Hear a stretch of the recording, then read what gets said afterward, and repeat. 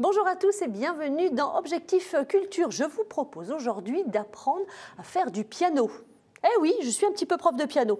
Non, je vous rassure tout de suite, c'est pas moi qui va m'y coller, mais c'est mon invité Brice Lebert que je suis ravie de recevoir. Bonjour Brice. Bonjour Anne, merci beaucoup pour cette invitation. Je suis vraiment ravie de vous recevoir. Vous êtes directeur pédagogique à Brice fait du piano. Exactement. Et c'est vous qui donnez évidemment les cours de piano. Une académie de piano en ligne. Une académie de piano en ligne, vous avez 28 ans, vous êtes marseillais, 17 ans de conservatoire à Marseille, mais également master de direction de chef d'orchestre, d'orchestre symphonique à Genève. Tout à fait. Vous êtes tombé dedans quand vous étiez tout petit, Brice? J'étais tout petit, j'avais 4 ans. Alors au début, dans les balbutiements, on ne sait pas trop si on veut faire de la musique, des percussions, du piano. Et puis je pense que mon papa aurait préféré que je fasse du sport. Et puis finalement, ils m'ont suivi, ils m'ont coaché tout au long de mon enfance et de mon apprentissage. J'ai donc fait toutes mes études initiales de musique au Conservatoire de Marseille, dans la classe de Pierre Pradier en piano. Après, j'ai eu mes différentes médailles. Et puis ensuite, je suis parti à Genève faire d'abord un bachelor, donc une licence internationale, et puis un master, donc de direction d'orchestre symphonique. Ce qui m'a permis de faire un stage en tant qu'assistant à l'Opéra de Lausanne, de faire des concours. Par exemple, en début 2020, j'étais pour un concours de direction d'orchestre en Bulgarie. J'en ferai un à Besançon au mois de mai cette année. Donc voilà. Un milieu à la fois très élitiste qui parfois a besoin d'être un peu dépoussiéré. Ouais, c'est ce que vous avez envie de faire justement, c'est ce que vous faites avec Brice fait du piano. Hein. C'est cette double volonté, à la fois d'être dans le respect de ces institutions qui sont très formatrices, mais qui doivent, à mon sens, et de mon humble avis, s'adapter un petit peu à la fois au contexte, aux situations et au public qui évolue.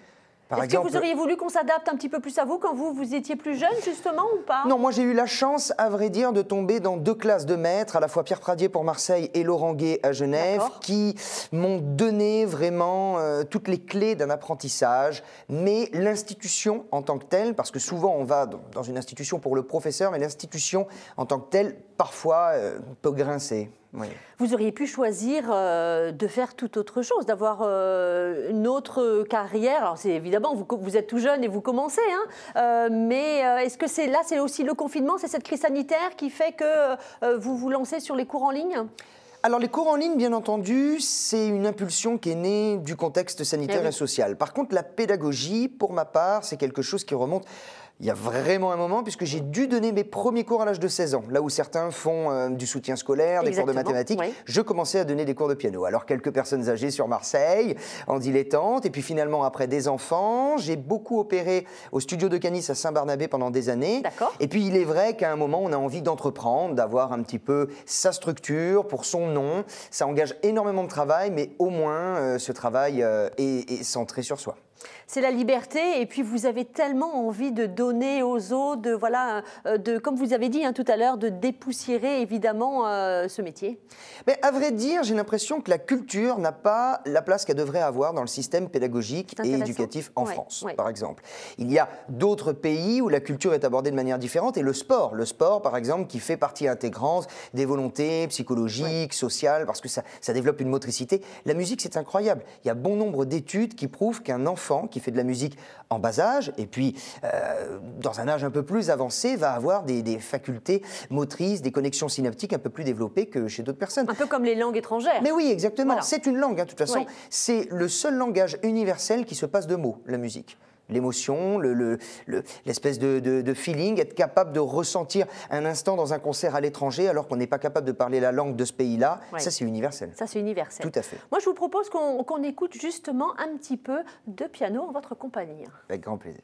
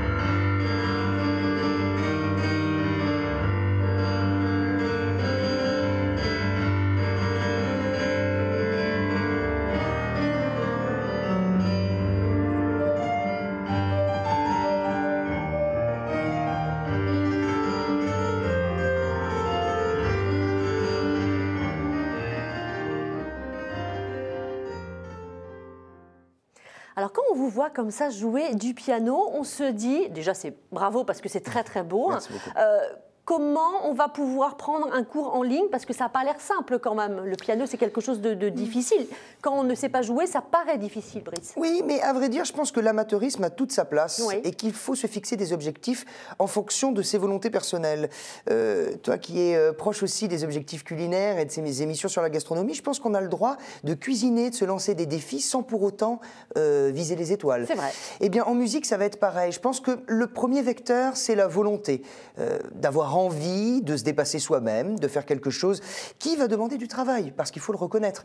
On n'est pas sur une activité, comme je dis toujours pour les enfants, le kimono, le judo, on le met une fois par semaine, on ne va pas nécessairement refaire ses prises de judo dans sa chambre. Bien entendu qu'après, quand on vise à faire du judo de manière carrière professionnelle, c'est beaucoup plus engageant en termes de travail. Mais la musique, l'instrument est toujours là, il faut le travailler, il faut le rôder. Mais je pense que la principale des choses, c'est d'avoir cette envie d'entreprendre, cette envie de jouer et de se changer les idées à travers la musique. Alors, comment ça se passe justement ces cours en ligne? Il a fallu que vous vous équipiez, il faut qu'effectivement les personnes peut-être en face s'équipent, mais peut-être seulement avec un téléphone pour une visio. Mais vous, justement, c'est peut-être un petit peu différent. Vous avez dû vous adapter également. Ah, complètement. Nous, ça a été un procédé qui a nécessité pas mal de réflexion, oui. pas mal d'essais-erreurs, comme dans n'importe quel processus quand on crée quelque chose. Et on a fait du broadcasting, ce qui signifie qu'on va avoir une caméra qui est sur ma face pour donner un petit peu plus d'entrain à la pédagogie, une caméra en permanence qui est sur le clavier pour que les élèves à distance sur le même flux puissent voir mes doigts, par mimétisme et transmission comprendre ce que je leur dis. On peut partager, annoter les partitions à distance. À la fin du cours, les personnes qui le souhaitent peuvent revisionner leur cours parce que parfois, on a besoin d'avoir un focus complet sur la pédagogie puis nécessairement revisionner des choses derrière. Donc ça, c'est pour ma partie. Essayer de transmettre de manière ultra qualitative aussi bien le son que l'image. Par contre, nos cours sont dispensés aussi bien sur tablette que smartphone ou bien encore ordinateur. Pour moi, ça me semble le plus agréable sur un ordinateur, de la part de l'ergonomie, l'objet puis la taille de l'écran, mais c'est disponible sur ces trois possibilités. C'est des cours en solo, c'est des cours à plusieurs, comment ça se passe? Alors là où le concept est innovant, c'est que ce ne sont pas des cours préenregistrés. On est en direct ça, avec génial. chacun des élèves. Ça change tout. C'est-à-dire que c'est vraiment un coaching. On voit son coach sportif. Et puis, bon nombre de personnes au début m'ont dit, mais vraiment, comment ça peut être qualitatif? Mais il y a des masters qui se font en distanciel depuis des années. Il y a des personnes qui ont pu étudier à la Juilliard, par exemple, mais qui n'ont jamais mis un pied là-bas. Voilà. Et pourtant, ils sortent titrés et leur master est tout aussi grand que quelqu'un qui l'aurait fait en présentiel. On est aujourd'hui en 2021, on a les outils qui sont à la hauteur de nos attentes et de nos espérances. Donc de la manière la plus simple, la personne prend contact avec nous à travers les réseaux sociaux et puis on l'oriente vers un espèce de bilan personnalisé permettant de comprendre ses envies, quel est son rythme de travail, comment elle est équipée. Oui, vous êtes énormément à l'écoute. Mais oui, bien entendu, il faut que ça soit personnalisé. Aujourd'hui, je ne veux pas que ce soit l'élève qui s'adapte à la structure, mais que la structure, tel un moule, puisse s'enrouler autour de l'élève et qu'on fasse ce qu'il ait envie, à l'image de mes couvre-brises. Justement, on va aller en immersion et on va voir à quoi ça ressemble un cours avec Brice. Parfait. Quand une liaison relie des notes qui sont identiques, avec ce petit arc, d'accord? Cela signifie qu'on ne répète pas la deuxième note. Autrement dit, rythmiquement, la valeur de la première s'additionne avec celle de la deuxième. Voilà, exactement. Ici même, on a donc une blanche liée à une noire. Ça fera comme si c'était une blanche pointée, 3 temps. Et pour utiliser des termes cette fois-ci plus simples, ça signifie qu'on reste appuyé. Je reste.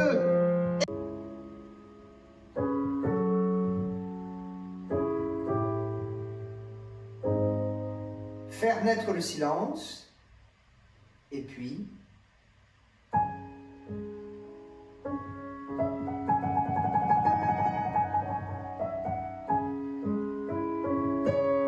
Et là, on avance. D'accord? À toi. Alors, rappelons qu'il y a évidemment des tutoriels gratuits, il y a des cours payants, donc ça s'adapte vraiment à tout le monde. C'est vraiment votre ADN, s'adapter à tout le monde. Et au niveau de la musique, on peut aussi faire des propositions? Ah oui, bien entendu. Oui. Il y a cette façade de cours gratuit qui permet à tout le monde de pouvoir essayer de, comme on dit, pousser un peu la chansonnette à son rythme. Ça, c'est disponible sur la chaîne YouTube. Et puis après, il y a des personnes qui veulent s'engager dans un programme de coaching personnalisé. Et puis, dans un premier temps, il est certain que je fais des propositions de morceaux adaptés par rapport au niveau, par rapport à la véracité des notes sur la partition, que tout paraisse authentique. Et puis ensuite, j'essaye de comprendre un peu le profil psychologique. Et puis, vous avez bien vu, on a eu du classique, on a de la pop, on pourrait très bien travailler l'électro. Il y a des rappeurs que je coach juste pour de la composition. Tout est possible. Tous les mercredis soirs, c'est le live Couvre-Brice à 21h. C'est sympa, joli jeu de mots. Ben oui, cette histoire de couvre-feu qui fait qu'on est dans nos chaumières à partir de 18h et puis que la culture a besoin un petit peu d'être portée justement par des lives. Et là, à la manière des cours, on se retrouve dans un contexte où chaque semaine, ce sont les followers, les abonnés qui proposent des morceaux. J'en sélectionne 10, parfois 15, ce qui signifie que c'est quand même un travail aussi de mon côté. Bien sûr. La lecture à vue, le déchiffrage, chaque semaine sortir de sa zone de confort. Et c'est en quelque sorte le live qui m'a permis depuis octobre, novembre, toutes les semaines de se retrouver avec un public. Parce qu'au final, ça génère 150, 200 personnes. Et puis en fait, on se rend compte que c'est par exemple l'audience d'une salle, mais en distanciel. Mais en distanciel, et ça prend. Et puis voilà, vous êtes fort de propositions. Qu'est-ce qu'on peut vous souhaiter pour l'année, pour cette année? Qu'elle soit meilleure que 2020. Elle ne pourrait être que meilleure. Évidemment, on vous retrouve sur tous les réseaux sociaux. Vous êtes ultra présent, ultra dynamique, mais ça s'est senti à votre Merci présence beaucoup. et à votre voix. Donc, sur tous les réseaux, sur Brice fait du piano. N'hésitez pas à aller jeter un petit coup d'œil, c'est sympa. Et ça donne envie, effectivement. C'est tellement beau le piano que ça donne envie et vous nous donnez envie. Et c'est possible pour tout le monde. Et ça c'est très bien, on l'a bien compris. Adultes, retraités, enfants, tout est possible. Merci beaucoup, Merci, Brice, Anne, d'être venu sur le plateau de Objectif Culture. À très bientôt. À très bientôt. Je vous souhaite un excellent week-end. Je vous embrasse, soyez prudents et vive la culture. Ciao, ciao.